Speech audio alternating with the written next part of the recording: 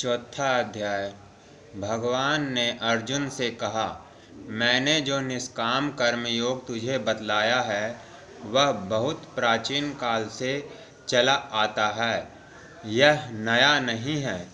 तू प्रिय भक्त है इसलिए और इस समय धर्म संकट में है, इसलिए उसमें से मुक्त करने के लिए मैंने तेरे सामने इसे रखा है। जब जब धर्म की निंदा होती है और धर्म के बदले अधर्म फैलता है, तब तब मैं अपने आप को अवतार लेता हूँ और भक्तों की रक्षा करता हूँ, पापी जन का संहार करता हूँ। मेरी इस माया को जो जानने वाला है वह विश्वास रखता है कि अधर्म का लोप अवश्य होगा। साधु पुरुष का रक्षक ईश्वर है।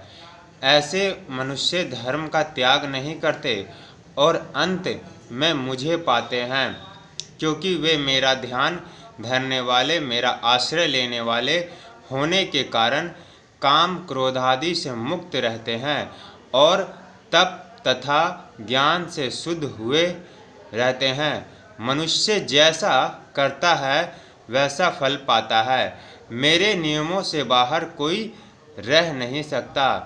गुण कर्म भेद से मैंने 4 वर्ण पैदा किए हैं, फिर भी मुझे उनका कर्ता मत समझ, क्योंकि मुझे इस कर्म में से किसी फल की आकांक्षा नहीं है, न इसका पाप पुण्य मुझे होता है। इस ईश्वरीय माया को समझने योग्य है। जगत में जितनी प्रवृत्तियां हैं सब ईश्वरीय नियमों के अधीन होती है, फिर भी ईश्वर उनसे अलिप्त रहता है, इसलिए वह उनका कर्ता है और अकर्ता भी। यो अलिप्त रहकर, अछूते रहकर, फलेच्छा से रहित होकर चले तो अवश्य मोक्ष पा जाए।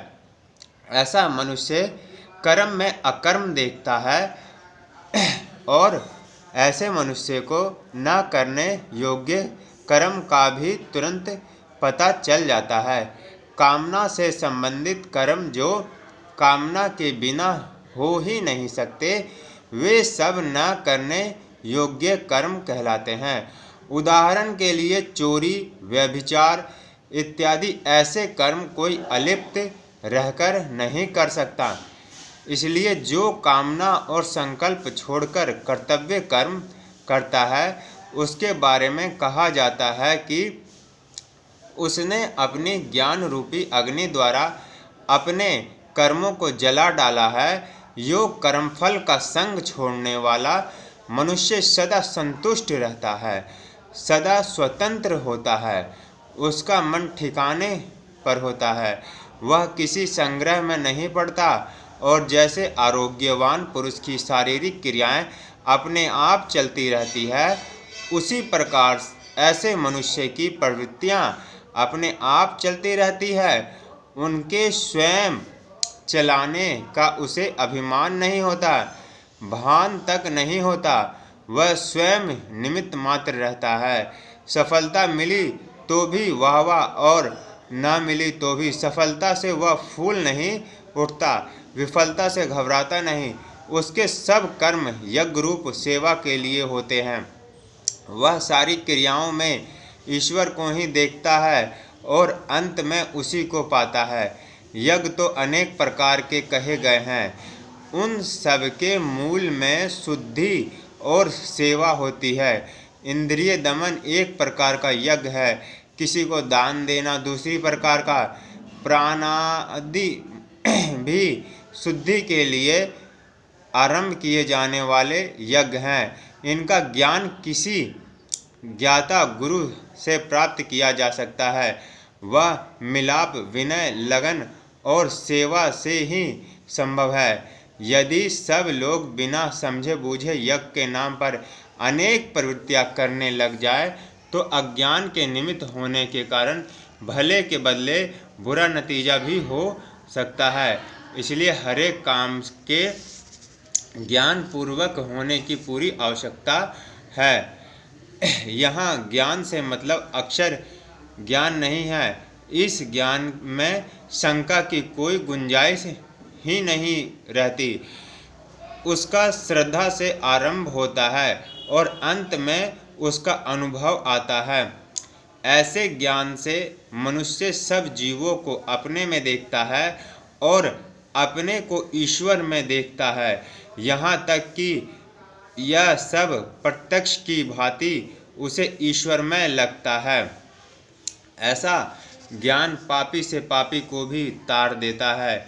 यह ज्ञान कर्म बंधन में से मनुष्य को मुक्त करता है, अर्थात कर्म का फल उसे स्पर्श नहीं करता। इसके समान पवित्र इस जगत में दूसरा कुछ नहीं है। इसलिए तू श्रद्धा रखकर, ईश्वर परायण होकर, इंद्रियों को वश में रखकर ऐसा ज्ञान पाने का प्रयत्न कर। उससे तुझे परम शांति मिलेगी। तीसरा, चौथा और पांचवा अध्याय तीनों एक साथ मनन करने योग्य है। उनसे अनासक्ति योग क्या है इसका अनुमान हो जाता है। इस अनासक्ति निष्कामता से मिलने का उपाय भी उनमें थोड़े बहुत अंश में बतलाया गया है। इन तीनों अध्यायों को यथार्थ रूप से समझ लेने पर आगे के अध्यायों में कम कठिनाई पड़ेगी। आगे के अध्याय में हम अनासक्ति प्राप्ति के साधन की अनेक रीतियां बतलाते हैं। हमें इस दृष्टि से गीता का अध्ययन करना चाहिए। इससे अपनी नित्य पैदा होने वाली समस्याओं को हम गीता द्वारा बिना परिश्रम के हल कर सकेंगे। यह नित्य के अभ्यास से संभव होने वाली वस्तु है।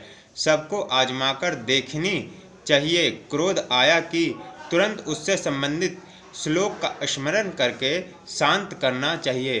किसी से द्वेष हो, अधीरता आए, आहारेश्य आए, किसी काम को करने या न करने का संकट आए, तो ऐसे सब प्रश्नों का निपटारा श्रद्धा हो और नित्य मनन हो तो गीता माता से कराया जा सकता है। इसके लिए नित्य का यह पारायण है और तदर्थ यह प्रयत्न है।